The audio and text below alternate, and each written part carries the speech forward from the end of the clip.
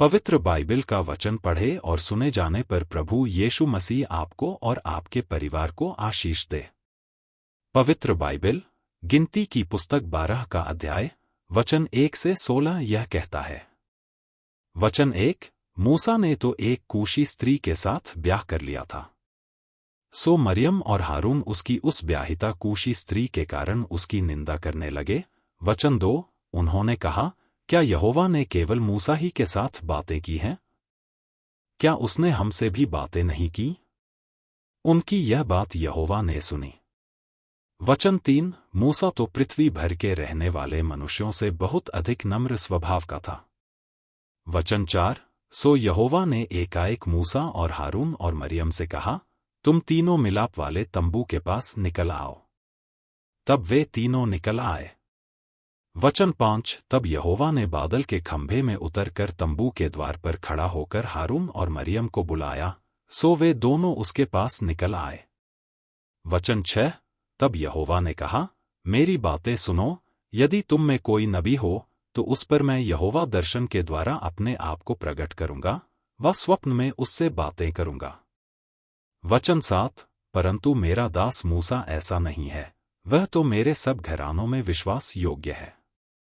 वचन 8, उससे मैं गुप्त रीति से नहीं परंतु आमने सामने और प्रत्यक्ष होकर बातें करता हूं, और वह यहोवा का स्वरूप निहारने पाता है। सो तुम मेरे दास मूसा की निंदा करते हुए क्यों नहीं डरे?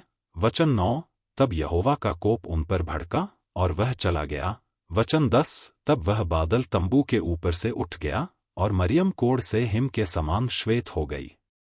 और हारून ने मरियम की ओर दृष्टि की और देखा कि वह कोढ़िन हो गई है।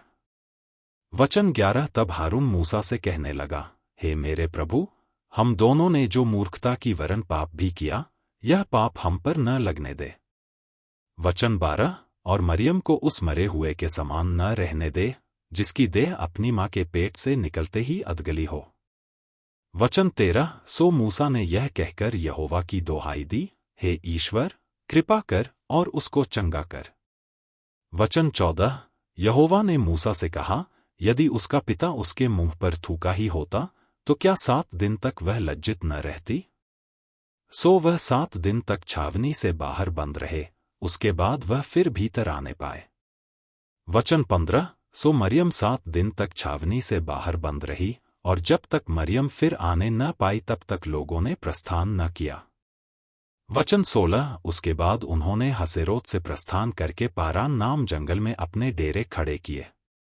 यदि आप विश्वास करते हैं तो यह वचन सभी विश्वासियों को भेजें और इस चैनल को प्रभु यीशु मसीह के नाम से सब्सक्राइब करें और आशीष प्राप्त करें। धन्यवाद।